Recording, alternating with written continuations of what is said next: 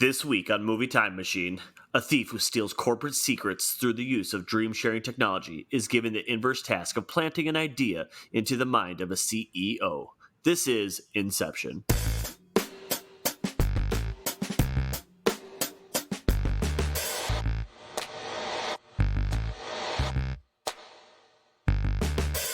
Welcome to Movie Time Machine, your retro movie review podcast where we take movies from the past and relive them in the present. This week's movie is Inception, directed by Christopher Nolan, released in the year 2010. But before we dive deeper into our movie of the week, why don't we go around the table and we'll do some introductions. First, I want to introduce, he loves all things space, Casey. Hey, what up? Up next, he loves all things horror, sometimes Survivor, Jamie. Why not survival horror? And he only loves dialogue, Chris. What's up? Hey, guys. And he loves everything, James. How you doing? You can find the good in everything. I mean, there's always something to talk about or just be happy with. And this is your Time Machine host, Chad, and I love all things sci-fi fantasy. And welcome to the show. All right, as always, before we get kicked off on our topic of the week, I like to go around and ask everyone what they've been watching or playing or anything they want to recommend since the last time we did an episode. So let's start with Casey. Anything you've been watching, playing, or reading lately? Oh, dude, so much. I will tell this story. I have a bed fiasco that you could hear about. I've been dealing with that. We ordered a new bed. It was bad. So we had to return it and get a new bed.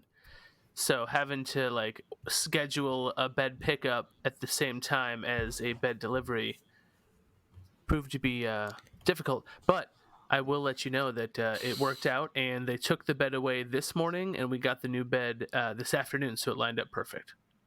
Sweet. Is there a bed recommendation you can make? Because I know finding a bed I don't want to slag on it, but we originally did Sleep Number, and it wasn't really a good fit for us. Because it's like a half airbed type deal, and we found that if we didn't sleep, directly on your little air pocket, you didn't sleep that great. And with having a 6-month-old that sometimes comes in bed with us, sleeping in different positions in different areas of the bed, we would generally wake up kind of sore. So we returned it, and now tonight will be my first night on a Tempur-Pedic. Ah, cool. You have to let me know. That's the memory foam. Yeah, we'll see how that goes. Yeah, all right. We were memory foam people before the Sleep Number, so I assume that we'll be just fine with this. Case, is that the one in the commercial where there's like a glass of wine at the foot of the bed and they're like jumping on it and everything's good? The Tempur-Pedic or the Sleep Number? The Tempur-Pedic.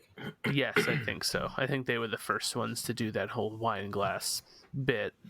Gotcha. And this is your third bed option, right? Wasn't the first a water bed? Yeah, man, but I kept popping it. That will happen. All right. And this is a Mattress Time Machine, going back and reviewing mattresses of all of our... Hashtag not sponsored. Hey, Jamie, do you have anything to share with us this week? Well, yeah, so my bed is actually brought to you by Mattress Firm. My buddy worked there in college. Got a discount. That's not a joke. Still have it. Dude, that's where we bought our Tempur-Pedic from. Right. It's a good store. But I've actually... Maybe there is a sponsorship deal in the works here. Come on, Mattress Firm. we all get like a 10% discount? We'll shill your stuff. I've actually been just watching a lot of playoff hockey. The Avs stomped the Coyotes, which has been phenomenal. And I'm gonna need recommendations for you guys because my birthday was in July, and he said he was gonna get me a Switch, and I was like, okay, Sean, like very funny, haha. And today a Switch arrived on my front porch. I could not believe it. I thought it was pulling my leg. Yeah, awesome. So sweet. Yeah, so boss brother move. Thank you, Sean. We'll talk recommendations later, guys, because I'm going to need all of them. Cool. Welcome to the club, man. Thanks. Hey, Chris, what have you been up to lately? I know you've been busy with family. Yeah, we haven't watched a ton, but I did sneak away and get the opportunity. I watched, what was it, A Portrait of a Lady on Fire, which is a French film that came out, I believe it was 2019. Yeah, it was super good. I really liked the ending. A little bit, could be a little bit slow at times, but it was super interesting. Really shot beautifully. Um, yeah, really, really like beautifully done as far as what the cinematography and the looks of it. But yeah, a really good story and kept you engaged. So I enjoyed it a ton. All right, awesome. Hey, James, what have you been up to? My wife went down the rabbit hole of like the gross docuseries stuff that's been on Netflix. So we watched like Athlete A, um, about like the women's gymnastics like doctor that was doing inappropriate things with some of the athletes, and then we went and did that Epstein one. Again, just ones we wanted to see Wow. but didn't want to watch, and so we don't need to dive into that too much. So I'm just glad it's over with. So to watch that off, we I Yeah, started definitely. Did you have to definitely shower after that one? 100%. Yeah, it was just like, oh my god, it was so uncomfortable. Hold But on, I have an important follow-up question. yes, What was your show that you watched after that before you went to bed? Because you can't go to bed right after one of those. right. So to wash that off, besides like the soap and water and everything, was I started Community over again. Yay! Awesome. And I've gotten through that. So I've never watched, like, in my assumption is based on the context right now. I'm on the final season because it's just so out there, like every episode it feels like. But I'm not exactly sure. But I think I'm on episode or season like what 4 or 5. But the first 3 seasons are just so great. Yeah, I actually never finished it. I think I'm somewhere in season 3 or 4 as well, and just forgot to keep up with it. I should go back. Yeah, and Chris, you said you just went or you just started watching it too. Is that like on Netflix or what is that streaming on? Yeah, it is on Netflix. Yeah, I think I got about I think I roughly got into like, I don't know, maybe half of season 2. And then with the move and everything, we just kind of like things paused and then I haven't started it back up. But I don't know, like I'm also trying to like figure out something to watch with my wife, which she's not a huge movie or TV person, but we started then just recently watching the Last Dance, the Michael Jordan stuff, which I think So is really good. interesting. Yeah, it's super interesting. So I just need to find time to get back into Community. But I really enjoyed what I saw, and I thought like I don't know, I thought it was really funny, clever writing. I love the throwback to different movies and stuff. It was a super fun show. All right, yeah. I know last time we got together, I said I was watching the series Perry Mason on HBO. Really, really good. I think they just got green light for season 2. Excited for that. I definitely recommend that. Then also started Insecure on HBO as well. Just running through the HBO series, brought to you by HBO, which is, I think we went through like a season and a half of that already. It's just really nice. It's really good. Great drama. Pretty funny at times too. And each episode is, I think, about 22 minutes. So it's kind of like a perfect kind of right before bed. It's not like too serious to where it's, going to interrupt your sleep, but definitely recommend that. Check that out. And then of course I always have a animated series to talk about. This is another new one. It's called Infinity Train. Again, it's another Cartoon Network original, and it's really cool. It's like if you take Stranger Things and cross it with maybe like Doctor Who and like, or maybe like more like Red Dwarf, like really nerdy like sci-fi stuff, and give it like a little sprinkle of what's that movie about the train that goes around the Earth? That post-apocalyptic film.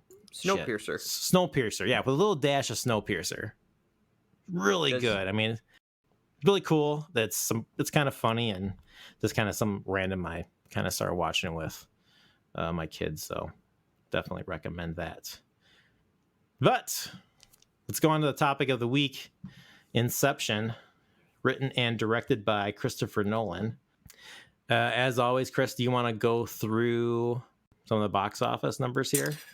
Yeah, for sure. So box office, so it had a budget of 160 million. It ended up grossing 829.9 million. It released on July 16th of 2010. It has a Rotten Tomatoes critic score of 87% and an audience score of 91. It has a 8.8 on IMDb and a 4.1 average rating on Letterboxd. It grossed a lot of money. Yeah, this is a huge film. Again, written and directed by Christopher Nolan, music by Hans Zimmer, and a pretty awesome cast too for this film. You got DiCaprio, JGL, Ellen Page, Tom Hardy, Cillian Murphy, Tom Berenger he was in Platoon, I think, and the classic Michael Caine. So let's dive right in. Has everyone seen this movie before? Jumping into this episode? Yeah, For sure. Yeah. Oh yeah, Yeah, at least once. many. Did everyone see it like around the time of release in theaters, or be not able to see it in a theater? No, I totally saw it in the theater. I'm almost positive I saw it IMAX maybe. Like I'd have to. This is like right when like IMAX movies started being like more mainstream movies. Yeah. Because this is the same year as Avatar. So like as far as like big budget Okay. films coming Wow. out. Yeah, that's It's a right. great IMAX year. Yeah, I saw it. Inception, Definitely. Avatar. Yeah. This will surprise you, but I've never seen Avatar. No, it doesn't surprise me, Chad. Although, from somebody who says, love all things sci-fi and fantasy, what is your problem? Maybe I'll correct that for next episode. The best. Love something sci-fi and fantasy. This is a rare instance of a film that I saw multiple times in the theater when it was released. So I think specifically Leonard, our German friend, Chris and I's friend, he was in town when this was in the theater still, and he wanted to see it without like the dubbing or any of the subtitles because he spoke English just fine. So I think I went and saw it with him too. So that was pretty awesome. Casey, we Yeah, had the opposite experience. I saw it once in the theater, and I didn't see it again until I just rewatched it. Oh wow! So why don't we start with you, Jamie? Like, why don't we talk about like your first impressions that you remember when you saw it in the theater, then your feelings about it, like coming back to it 10 years later. Which will be Yes. great because, Jamie, you always steal everyone else's ideas because you always talk last. Yep, Jamie, you're going first. Fair enough. Fair enough. So, yeah, I saw this. Let's see, 2010. I would have been probably this. When did this come out? Do you guys know? 10 years ago, 2010. 2010, I know, July sorry. 16th. It's right here. July. So summer's what I was at. July 16th, 2010. So summer, middle of college, for me, and it must have been, yeah. So I would have been in California visiting my family there and working. So that's probably why I only saw it once, because I was working, didn't see a lot of movies out there, but I knew this was a big one, and I just remember being completely blown away, as I think most people were. That seems to be the general consensus of the film, but yeah, it was almost like. And I don't think I've really experienced it since I saw Get Out in the theater, but with that group collective sense of like, oh my God, like a very enthusiastic, active audience with every twist and the ending, which I'm sure we'll get to later. I just remember the collective holding of everyone's breath and then the release of like, oh my God, what happened? From every corner of the theater. So I just remember nothing but a very cool theater experience, thinking about it over and over in my head. And I bought the movie. I don't know why it took me 10 years to revisit it. I knew it was great. I loved it. I just never got back around to it. So yeah, that was my experience. So what was your experience going back to it?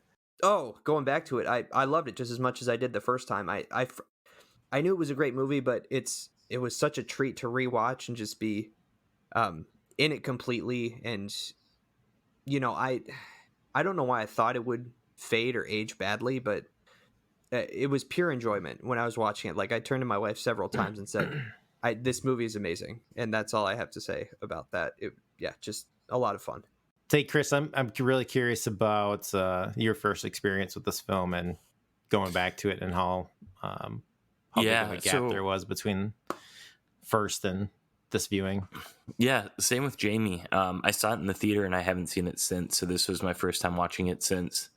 I remember really liking it in the theater. I thought that it was a really interesting idea. It was super, super unique. So yeah, this is the first time that I've seen it since. I remember really liking it when I went to see it in the theater afterwards. I thought it was a really unique story. It was I thought, one of the things they did really well is that it was a really complex idea that they did a really nice job walking you through it. So it was easy to follow along and kind of understand the premise and the idea of what it is of sharing dreams and those kind of things. And they still left you a lot of opportunity to fill in your own gaps or to decide what you want or leave the cliffhangers, which I thought was really fun. I remember that this was one of the movies that I distinctly remember, having one of those endings where it doesn't really identify, like it doesn't provide you an ending that's kind of tied up in a neat little, knot or bow, that it gives you a lot of opportunity to decide for yourself what that ending meant, which I thought was really fun. The cast in this is incredible. You can never go wrong in my opinion, with Leonardo or even Tom Hardy. It was really fun to realize, to go back to this and then remember, oh man, like they were in The Revenant together and they did a really great job. To then see this and be like, oh yeah, they were in this together. But yeah, I really enjoyed it.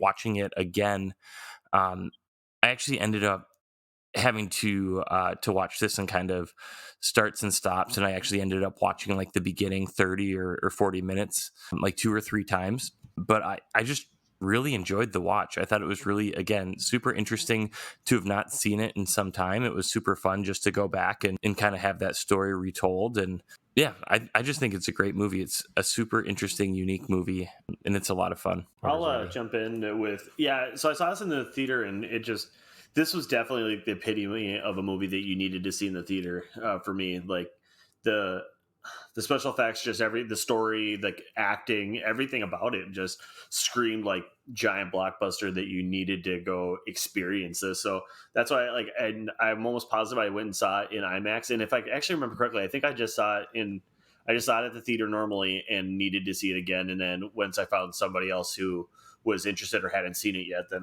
we went to the IMAX and saw it. So this is probably the first time I've watched this, and I don't know, I'll just ballpark 5+ years with it. And I was really hoping that this summer, because it is the 10th anniversary, I heard it was going to be released back in theaters. So I was all excited to go to IMAX and actually watch it again. And I think it is coming out as theaters are reopening now. But of course, for this, I watched it at home, and I'm like, I guess I don't need to spend the 15 or 20 bucks to go see it since I just watched it. But I was kind of looking forward to that moment again to go see it in the theater, because I thought that would have been kind of cool.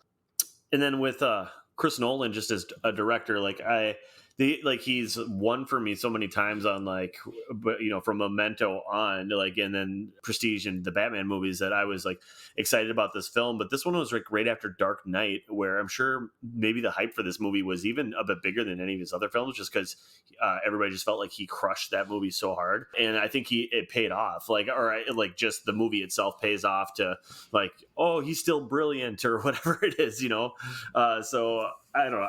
I really enjoy this movie, and all the reasons even Chris said, just from the actors on, like every actor has their own little piece to the movie that they bring. And I think that all the practical effects in it, like it just is really, really cool on how they did everything. It just makes you want to see it again and try to even just with the storyline, like what is real, what isn't. This is definitely one of those movies where you can kind of have conversations with your friends about what do you think really happened. I'm sure we'll dive into that a little bit here, but I don't know. Jamie, just kidding. Casey, what do you think? Well, so I don't know, I gotta tell the story of my Nolan fandom, I suppose, but I'd seen Batman Begins, thought it was pretty good. I missed Prestige for some reason back when it came out, but then after seeing Dark Knight, that kind of solidified Nolan, to me as, when he makes something, I'm gonna go see it.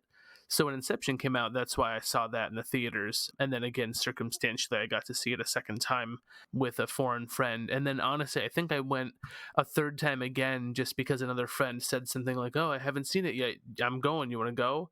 And so I just tagged along. So I think I saw that maybe 3 times in the theaters.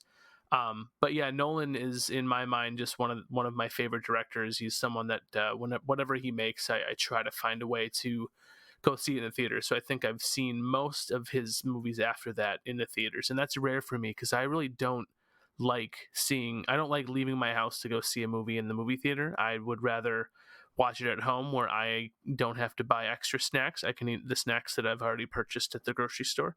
I can pause it to use the bathroom when I need to, and I don't have to find a babysitter because that's not super easy for us. So to get out to a movie theater is actually pretty rare, but we'll probably try to make an effort to do that to go see Tenet because I like everything Nolan makes. So Yeah, I'm there with you. Yeah, I remember like just waiting and waiting, trying to find time to go see this film after it released. I think I saw it maybe 3 weeks after it finally released in theaters, and I just remember like everyone around me just talking about it and just trying to like cover my ears. I'm just like, no, no, and it seemed like any chance that I had to go see this film, like something would come up where I couldn't go. So I just remember the experience being awesome in the theater. And yeah, I remember buying the Blu-ray right away when it was came out on home DVD, and just I don't think I watched it for a long time. I maybe saw it. Actually, I did. I take that back. But yeah, like I think at the surface of this film, like if it wasn't a Nolan film and like just kind of like the idea of like a heist film and the super like star-studded cast, is it typically like a movie kind of generically written out like that I would probably go to? But again, it's Nolan. It's awesome storytelling. The cast is big. It's huge, but like the actors don't take away from each other. They complement each other, if anything. Yes, exactly. They're actually playing into their characters very well, so that's not distracting. The story was fun. I remember like I always like these types of films too. I usually kind of just get lost in the story, and something like this I can kind of like, I remember seeing in the theater like remember like thinking that when they're in the Los Angeles part of the dream, like towards the end of the film, I was like, oh, I like forgot that part was a dream too. And this was a really fun movie and like a rare movie too. It's like 2.5 hours long, but which typically I would say is too long for a movie, but the movie goes by really fast.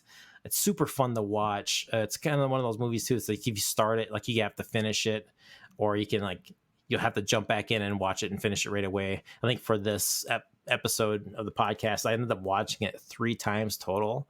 Watched it once like all the way through. The other 2 times I kind of piecemealed it, which is great. Some other things I want to get to later about how I was actually finally able to piece some things together for the first time that I didn't in the previous viewings. But I'll stop there. We'll get past our first reactions so we can move on to the next topics here. Did somebody just throw in this question? Yeah, Why did James? Oh, well, because we didn't. I don't think we covered it in Memento, James. You kind of were hinting at it, but I was just wondering why you picked Nolan, because you picked Nolan, right? I did pick Nolan. Yeah. I was flirting with a couple different ideas of directors. Like I was thinking, like, oh, do we go back to like Lawrence of Arabia style and like try to do some like old school movies and get that going? And then I don't know. I think we were bantering about different Nolan movies. I was like, you know, this could be a lot of fun where we could bring maybe more dialogue to it. And with Nolan, kind of in the same fashion that Casey said, like after like 3 of his movies or so, I think I was bought in where just like, Tenet coming out, I'm excited. Like even if the preview looked kind of bad, I know I'm going to go see it. I'm sorry, I'm not saying the preview looked bad at all. I've chosen to not watch a lot of previews about it because I know for a fact I'm just going to see it regardless. So I kind of want to go in blind. But he's just become one of those storytellers for me. yeah, like Casey said, it's like it's a Nolan movie. You have to go see it. So I don't know. I haven't seen a Nolan movie that's disappointed me yet. I think my most disappointing Nolan film is Memento. But actually, what I did want to jump into for a topic right away is the practical effects, special effects in this film. So, Chris, you were saying that you were surprised that I like this film because of the amount of CGI in it. But I think you were surprised to find out that a lot of the effects in this movie are not CGI. Yeah, I didn't do any research, so I just figured that they were all CGI. But yeah, that's surprising. It looks really good for being practical. Yeah, my understanding with Nolan is he doesn't like doing a lot of CGI. He tries to go as practical as he can. Even with Interstellar, he tried to do everything he could not to do CGI stuff, is my understanding. Yeah, I saw he didn't use any green screens on Interstellar. So everything was built on a set. I mean, not saying that he didn't use any like CGI, but everything was a set, and they would like add stuff. He always liked using like the computer effects to kind of add to a scene to capture all that in the shot. So there's some really good like YouTube videos out there too about like the sets. Well, they built like 2 separate sets for the awesome hallway fight scene, which is like a giant rotating cylinder that has like the hallway built into it. And he got the idea from the same kind of set that they used for 2001 A Space Odyssey for the space station scene, I guess. So they kind of use the same idea for the rotating cylinder to create that hallway effect. But yeah, then I see, was it Jamie post that too about the stairs, the primrose stairs effect, where they use like the camera angle to look like the effect of the infinity stairs. Yeah. That was on the. Do you guys have the DVD? Did you guys see the 10 minutes of extra footage? Is that what we're talking about? Or special effects? Yes. Special features. Okay. Yeah, it was. They were talking about the stairs and how it was essentially a math problem where they had to figure out the angle of the camera relative to the height of the stairs while shooting it so the scaffolding is out of the bottom of the picture or something like that. It was kind of blowing my mind a little bit more than the movie because math has that effect on me. Yeah, then they did like in post, they went in and they edited out like the scaffolding for the steps, but to give that effect, but everything else around it was built for that scene. And I think for me personally, that kind of gets turned off from like movies that are heavily CGI, where I think Nolan does a great job of just using that to blend everything in and just kind of uses it as just like a kind of tool to kind of, I can't remember how he puts it, but finds real trains, drives them through Los Angeles. Yeah, which is like they built like the exterior of like the train engine and built it around like a semi trailer or a semi truck with an extended trailer or tail, whatever that I don't know my truck terminology, but they did that and they attached each car or on semi trailers too. Then they just did the effect of like the train ripping up the pavement. That was all done CGI, but the actual train running through the streets was all built for the shot. That was another awesome scene. The part where like the streets of Paris rolls over and like flips upon itself was really cool. How they did that. The exploding cafe scene where like they did like a lot of that stuff blowing out of the cafe was all practical, but then they just added some like additional like CGI explosions and pops to the scene, but most of that was practical as well. Then for like the snow fortress part, which I like to call the Metal Gear Solid Outer Haven scene, if you were ever a fan of that game or ever played that. Yeah, I think what I've read recently or about that was that Nolan kind of based that off of like a James Bond movie, like what he would depict. But yeah, so like that entire fortress too was built on set in Canada. Then I think when they did some of the demolition part, they actually blew that up. Then they did like a miniature, like when they were back in Los Angeles, which is like a couple stories tall, and blew that one up as well. So again, it's awesome, just like melding of like practical and just limited use of CGI where it was needed.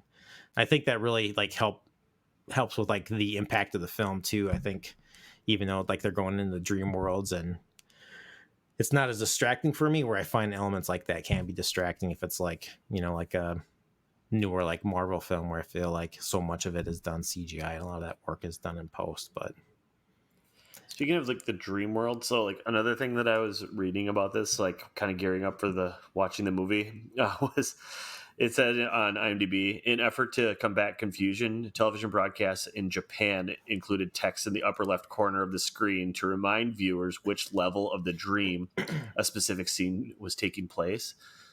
Why would you need that? Boo, that's no fun. That's half the game.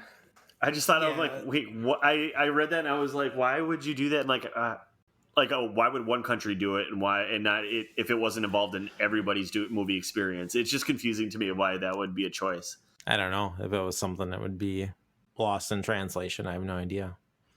Yeah, maybe. I guess I'm not sure. Hey, Case, I'm interested to hear, how did the machine work again? I really have no idea. It's fascinating to me because do they just plug the one thing into their veins? It appears like it goes, right into their wrists, and that's the only connection between them all. So I guess maybe just the mix of chemicals. I don't know. There's not blood going back into the machine, so I don't know how they link people into the shared dream, or is it because you're the concoction that you're all being fed puts you in the same dream frequency or something that you just kind of merge? And how do they decide whose dream you're in? And what do the numbers mean? I don't understand the numbers on that machine. They kicked themselves out of every dream, but why was there a countdown timer on all of those? Would they have just come back out without the kick? Is the kick just to come out early? Someone answer my questions, damn it. These are part of the many unanswered questions. I had one that was unanswered, but Cherry answered it, so maybe you want to answer it live on the pod. Because my other question that I wasn't sure about, because my wife asked as well as we watched, after, he's in his dream apartment with his dead fake wife, and Ellen Page totally yeets off the side of the building to kick out. The next time you see him, he's washing up on the shore and gets picked up by Saito's fake dream temple guard people. How did he get there? How did he get in the water? So, because after he leaves this place, he says he has to search for Saito in limbo because Saito died too a couple of dream levels back. So when you die in that dream, you go straight to limbo. So he was going to search for Saito in limbo, and I can't remember if it says how many years he's been searching for him, but then there's a huge passage of time before we get to that next scene. So right, it's the him only one that's out of sequence, right, in the whole movie. Yeah, because you get that at the very beginning of the movie. That scene, he washes up on the beach at the beginning of the film. He goes into that castle where Saito is, and he's the old man. Then in middle conversation, it goes back, I guess. Goes back to where they met and how the story kind of begins. Yeah. So there's a passage of time there, Casey, of when he says he has to go search for Saito. Then there's a huge passage of time before we see him in that castle where he gets captured. Yeah, and that's the same scene from the beginning. Realization I didn't have that could have been decades.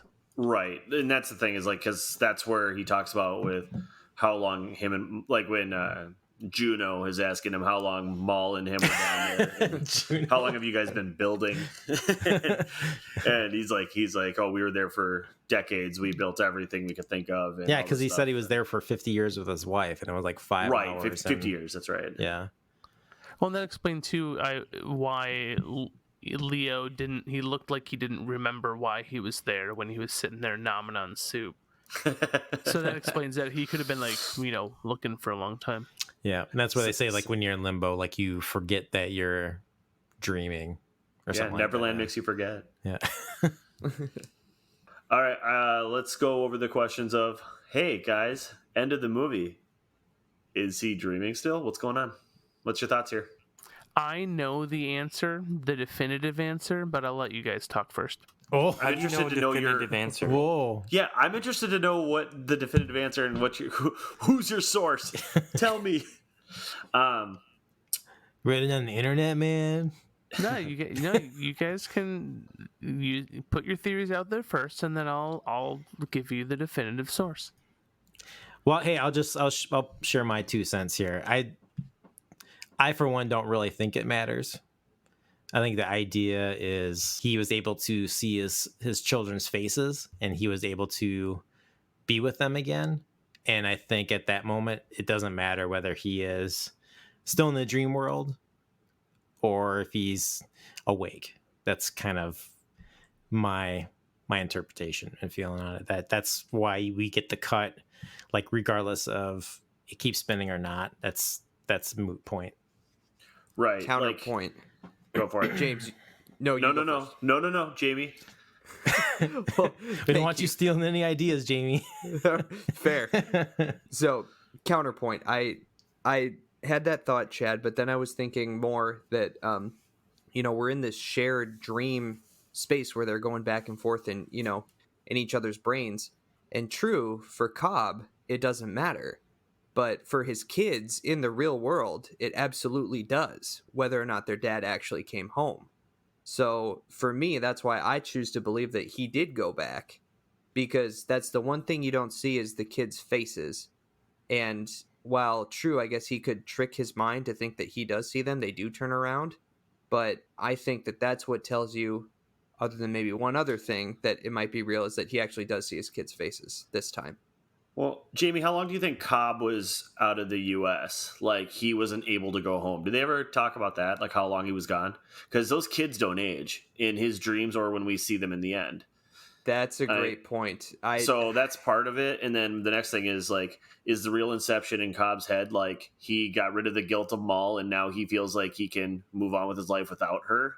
And that's what he needs to be doing. And so now he can see his kids' faces. Because I think part of the movie, like, one of those little, like, practical things that they talk about with Nolan's storytelling is, like, Cobb is wearing a wedding ring and, like, his, like, it's now I'm going to reverse it, but it's like he's wearing his ring when he's in the dream world and Maul's around, and then he's not wearing it when he's in the real world in the beginning. But when you get towards the end of all those dream sequences and even through the airport and everything, I was trying to pay attention. You don't see his hand. They don't really tell you one way or another in that, at least that I could tell. And again, I didn't rewatch it again to really focus on that detail. I was just trying to do my best with the first viewing. But that's where I'm like, okay, I feel like after what's this, like, what's the scene? Like, he tests out the drugs in that one area where everybody else is dreaming, which could also be a spin-off TV show of everybody else's Inception dream situations.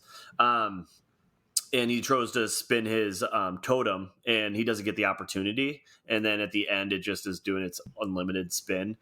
Like, that's where I feel like, okay, something happened there. And, like, yeah, Jamie, maybe we are in somebody else's dream at this point. I guess, I don't know. Has your mind melted yet? Well, so at the end, Michael Caine comes in, right? Like, he's a part of that? Yeah. And so the thing that leads me to think that maybe he's still in the dream sequence is that didn't Cobb initially go to Michael Caine to be his architect, and then he introduced him to Ellen Page's character? Like, no, I've got a better architect. Well, he didn't he was going to find... Did he run Michael Caine as architect, or he went to for a suggestion? Yeah, because Michael Caine's character teaches that shit. Yep. But for some reason, isn't Michael Caine's character Maul's dad?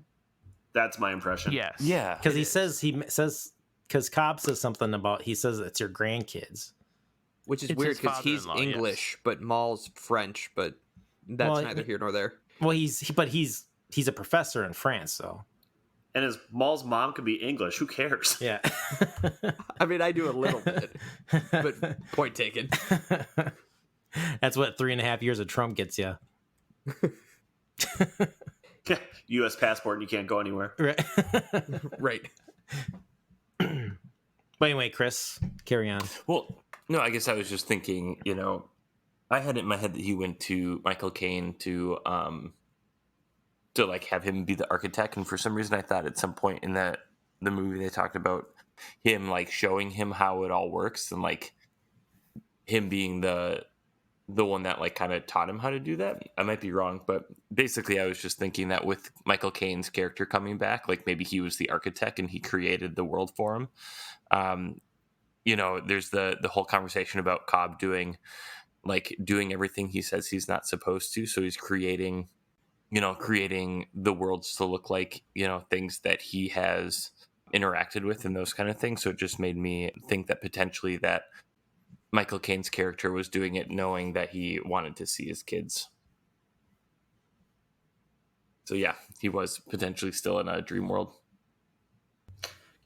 So just a general question before Casey ruins all of our lives with the definitive truth. No, but so we talk about, they mentioned the totems in there, like where JGL's got the loaded die, and he's like, oh no, you can't touch this. Like would defeat the purpose. Like only I know how this rolls, and Juno does her like chess piece and everything. I love how you And- call Ellen Page's character. Sorry, Ellen Page. My bad. Anyways, Ariadne? yeah. Shadowcat. No. And yeah, no, just I'm just kind of curious. Like, so clearly the spinning top, that was Maul's totem, right? Yeah. And then Cobb took it. So like at some point he clearly got it from real Maul. I get that. But also, like, so what was Cobb's totem? Like, are we supposed to like anticipate that Maul was Cobb's totem? That's how he knew what was real somehow, or like why did all of a sudden he just obtain her totem instead? Well, this is kind of the part that was a little confusing for me. Like, I was starting to see it as Maul just like put her totem away because he says that line. He says it twice in a movie. He said the truth that she had once known, she had chosen to forget. So I just had the feeling that she was putting this totem, locking it away in the safe. Right, it's kind of like her way of getting rid of it, like in her dream world, to make her feel like this dream that she wanted to live in forever was real, right? Yes. Then like Cobb goes in, and I get the feeling he then just like takes it, he steals it, but No, he spun it. Which then made her think this reality is not real. I need to kill myself because it's a dream.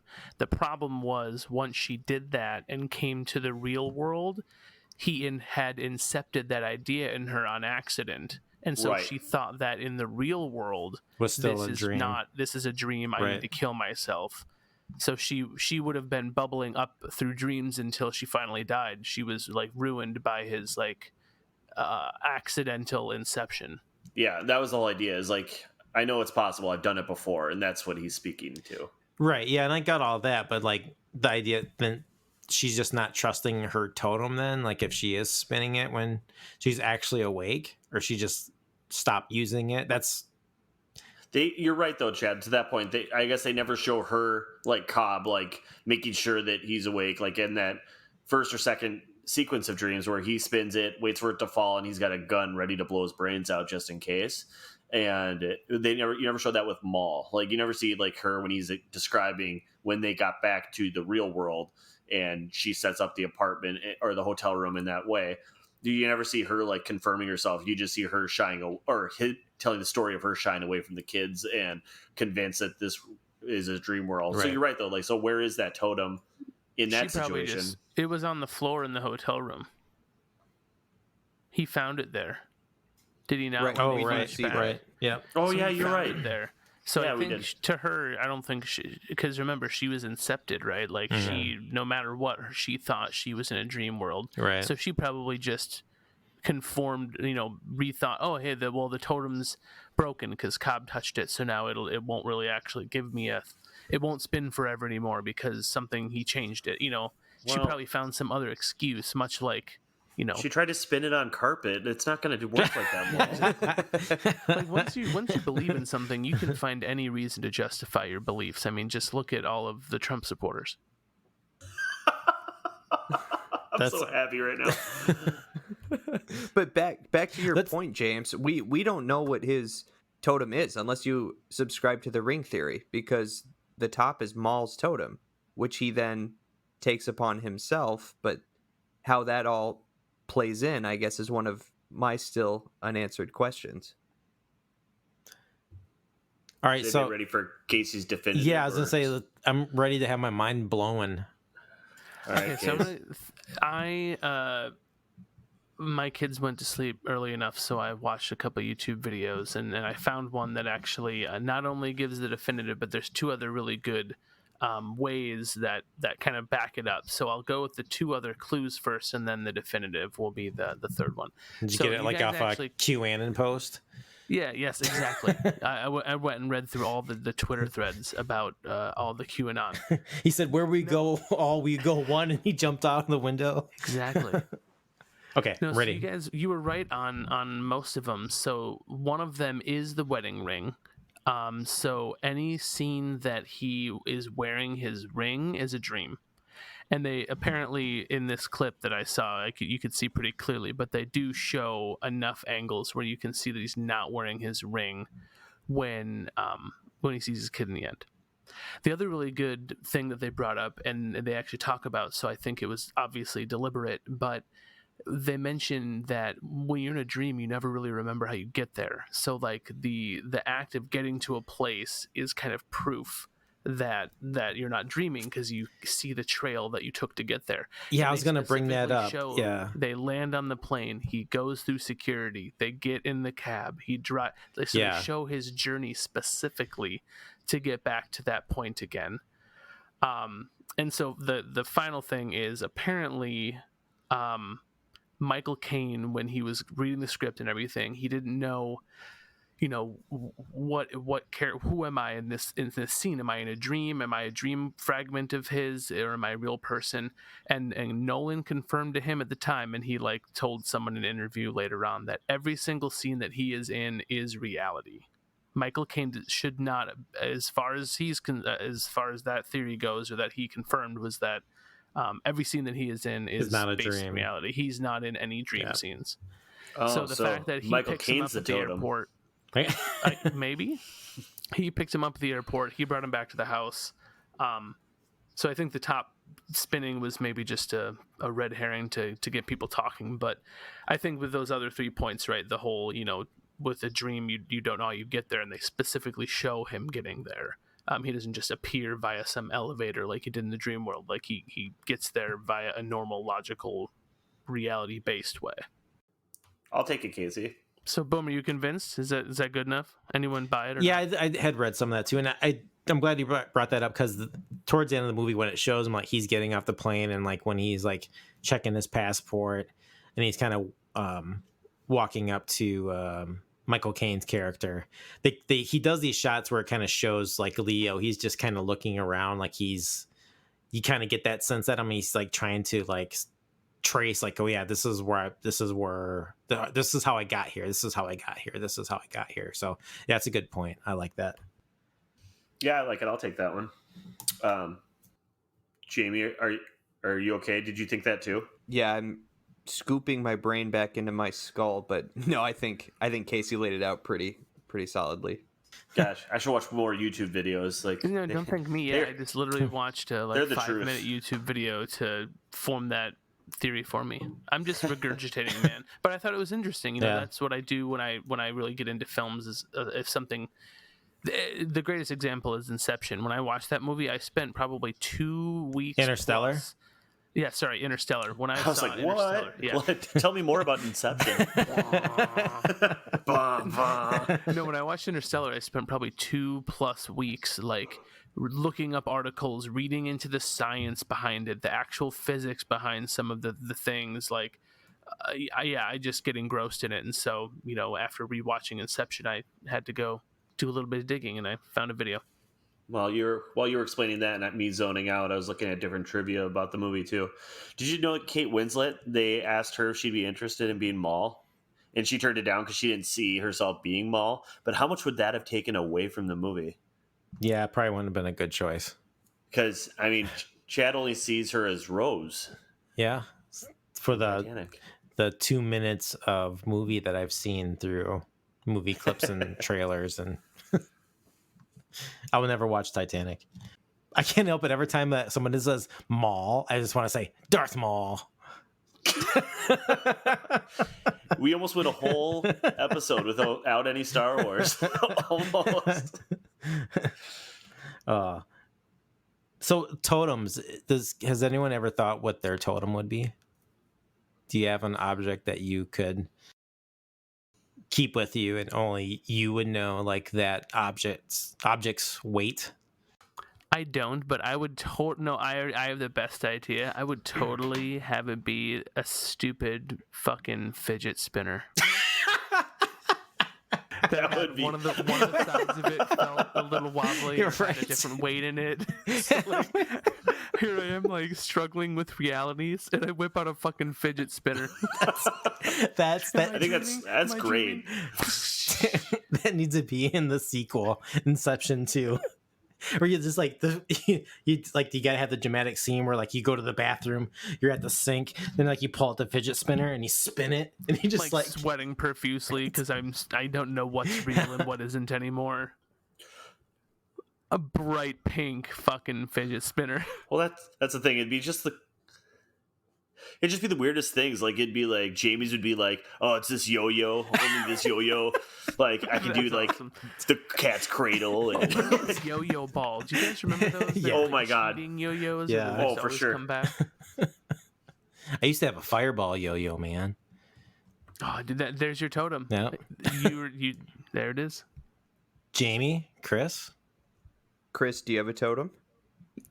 I mean, not really. I generally always have a guitar pick in my pocket, so it'd probably have to be something like that, where it was specific guitar pick. But no, it would be like a thick or a medium, or a hard medium, or a thin? Well, I can't tell you.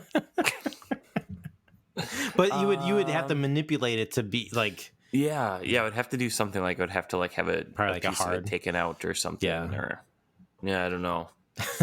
But otherwise, yeah, not into yo-yos or fidget spinners, so I really gotta Chris. That is really a gotta think shame. this through. So Jamie, would yours be the yo-yo?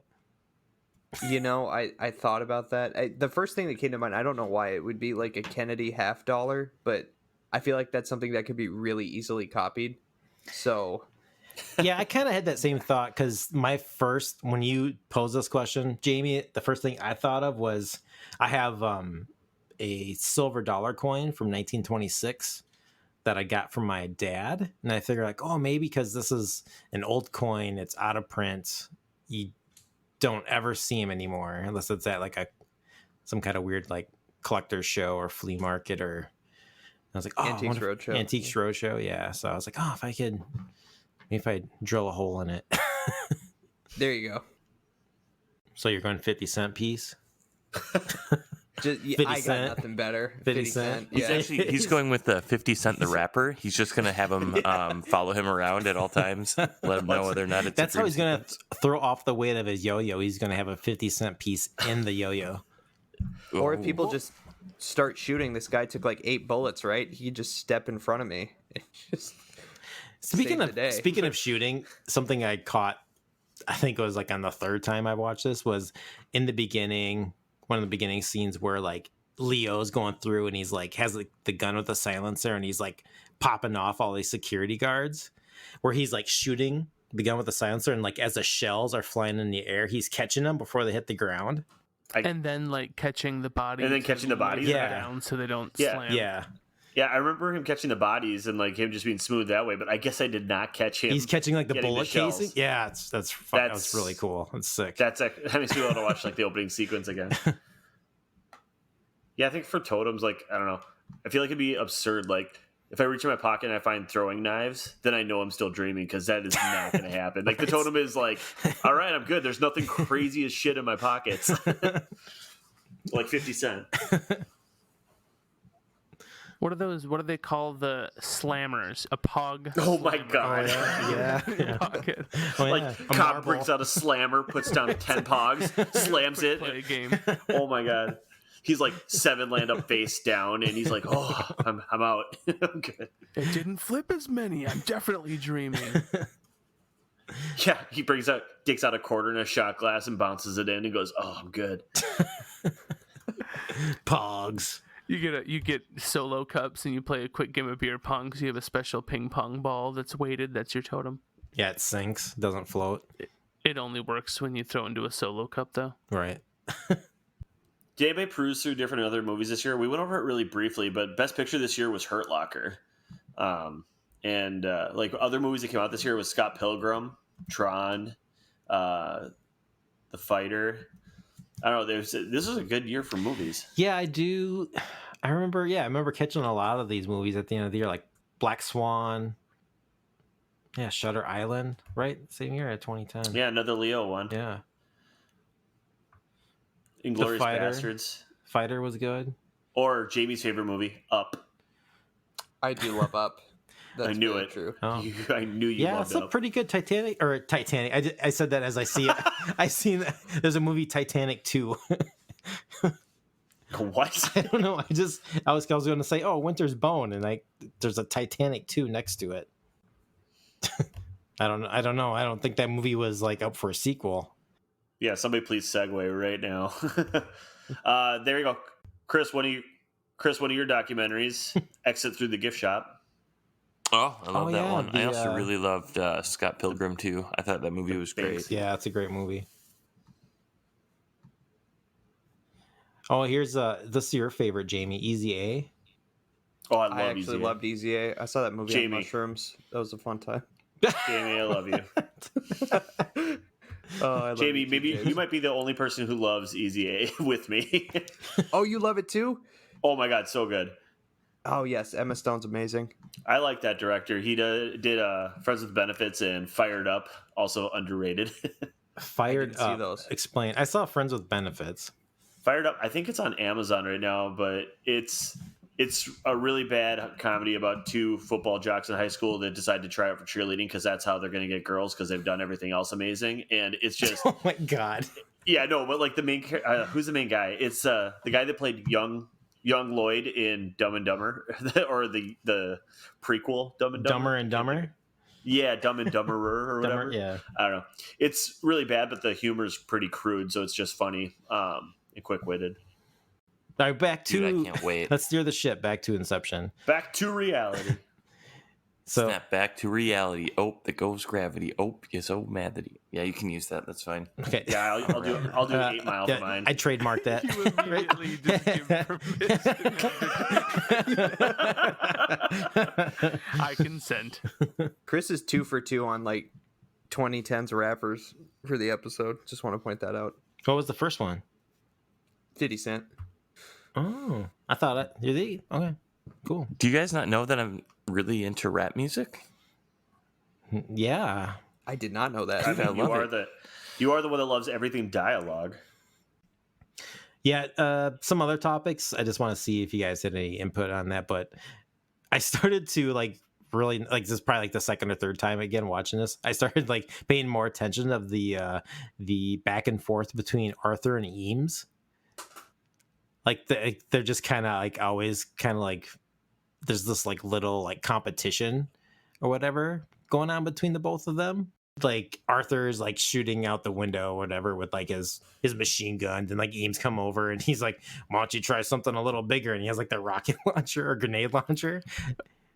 And I love that because they specifically show Arthur shooting a whole bunch and failing. Yeah. That's a long drawn out little part of the scene. Yeah. Just to illustrate Eames walking up and grenade launchering the whole thing. It's like, what are you doing? This is a dream. Anyway, that was kind of fun. Watch, just kind of maybe next time you watch this movie, just pay attention to that. It was kind of entertaining. Their little snips at each other, Agreed. kind of barking banter's back and fun. forth. Their banter, yeah. Chad, fun fact for you was this is the last cinematography that this movie won best cinematography at the Oscars, and it was the last one to do it shooting in film. Everything else has been digital since. That's just for you. It's a sad world. There also is a cool video out there too. I think I shared it with you guys. It's kind of Nolan ripping on Marvel movie production. But I saw you sent it, but I didn't look at it. Do you want to give me some clip notes of what he doesn't like about it? oh, his idea is he tries to shoot as much in camera where you get these kind of big budget Marvel films, and I think part of it is there's so much crunch, I think, to get those movies out, and how much of it is just done it's on a studio and everything is a giant green screen, and there's a lot of emotion that's lost in that versus trying to capture everything and with built sets and trying to get everything in that shot instead of trying to just shoot it and trying to fix it in post kind of thing. But So would you say he's not throwing away his shot? he's not throwing away his shot. I also had been reading some critiques about the Arthur and Ariadne characters, saying that they're only in the film for the exposition and just there to explain like the dreams and the level and etc. Everything that's happening. I thought it worked well. I don't think it's like, I kind of see how some people see this. I know I see this a lot in like network TV, like crime dramas. I don't know if you guys had any like feelings on these two characters, if they added or had taken away from the film at all. I think everybody added in their own way what was going on. Yeah. I think that it's actually, for me, like there's a lot of characters in there where the movie's done really well. The movie it doesn't feel long, but it is 2.5 hours, like you said.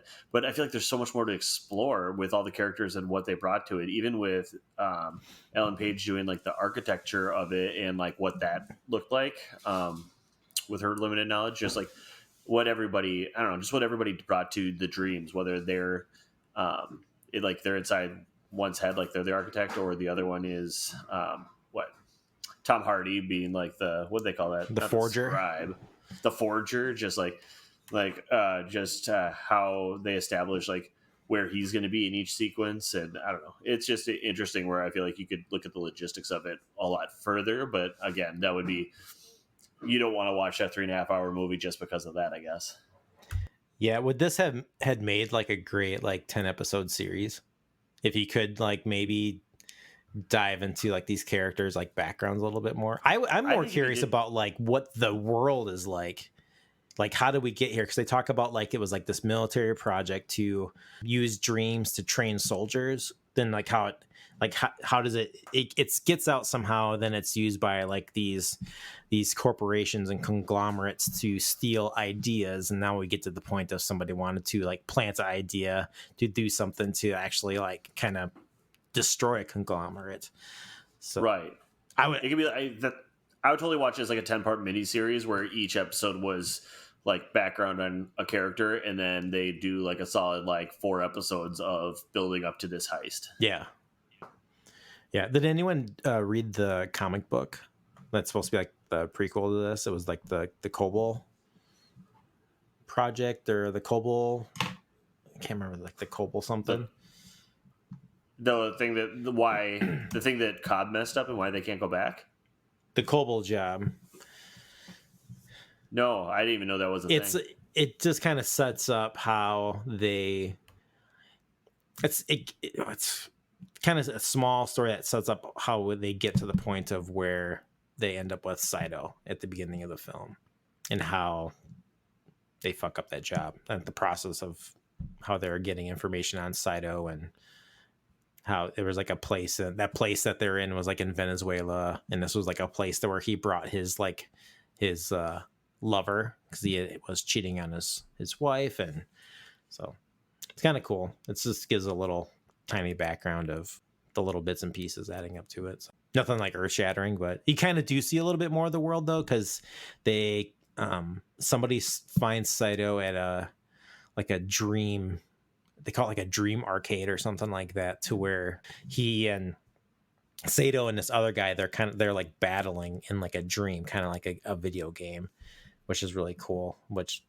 I really would like to see kind of some exploration of that world, but which kind of reminds me of this book by Jeff Noon. It's called Vert, and it kind of is like dreams where like they have like these feathers and they go into like a virtual kind of reality world that's kind of like virtual reality and a dream. But there's parts of it where like somebody ends up bringing something out of the virtual reality world into the real world, and it like fucks everything up. But very cool. It's awesome, kind of cyberpunkish type of book. It's really short, but it's really awesome. So I'd recommend that if you want a cool read that's kind of along the same lines. But yeah, I'm just going through some of the stuff in the document. So if you guys have anything else you want to talk about, just go right ahead. But also like Fisher too, like the idea that he was trained to defend himself from dream theft. I thought that was really cool. Was there any thoughts on like the pinwheel that was in his safe? Not about the pinwheel, but going I was back like, what are to- your thoughts? right? But when Casey laid out what actually happens in this movie, I think just to further emphasize his evidence, aren't we in Fisher's dream? Like the last level, isn't that Fisher's dream? So it would make sense that he got out of it, because otherwise they'd be asleep on the plane or still in Fisher's head. So I don't want to crack that case wide open, but No, so it's a shared dream.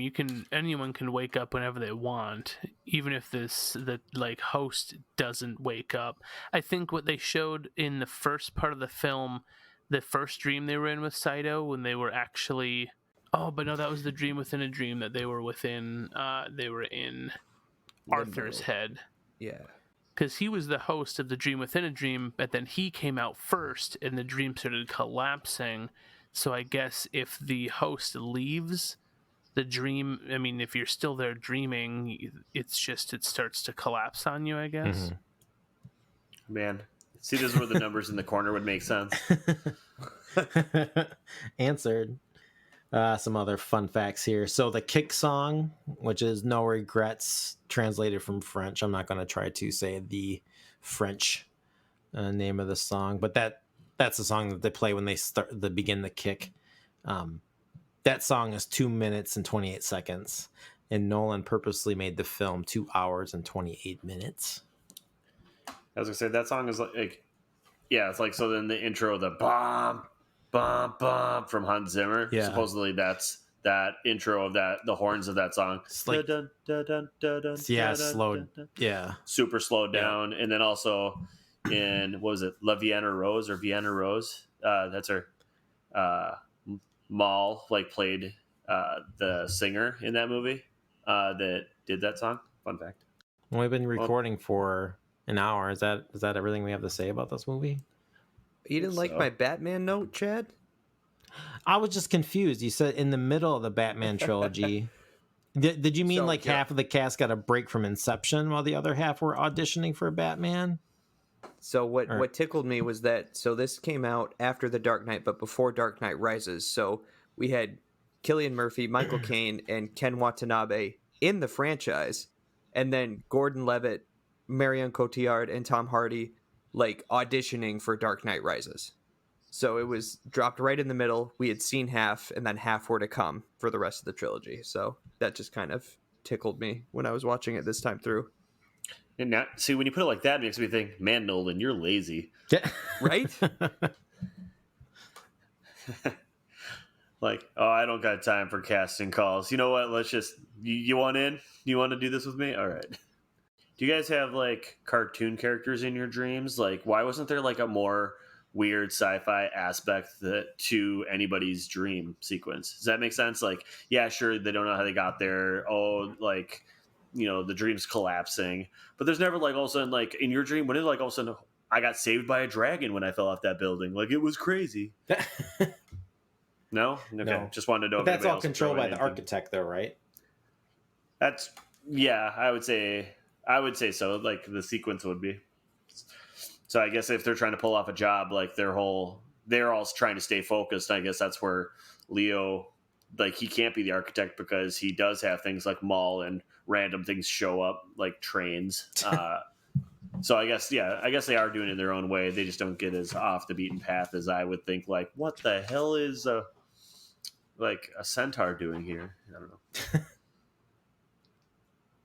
All right, but I give it 5 out of 5. Yeah, I would give this a 5 out of 5 too. This movie, I think, is a masterpiece. Yeah, it's super good. Same. 5 out of 5. What did Lenny think of it? Did he think 3 out of 5? Or however that is in German? 5 out of 5. Yeah, I agree with everybody. I thought it was really good. Great movie. 5 out of 5. Yeah, perfect 5 out of 5. Same from me too. Really. Jamie, what the hell? Sorry. It's just that good. All right, before we go, we want to thank you for downloading this episode of Movie Time Machine and remind you that new episodes release on Fridays. You can also send us your questions, comments, and feedback to moviemachinepod@gmail.com, and also follow us on Twitter @moviemachinepod to get updates when new episodes drop. Thank you for listening, and goodbye. See you. Bye. Adios.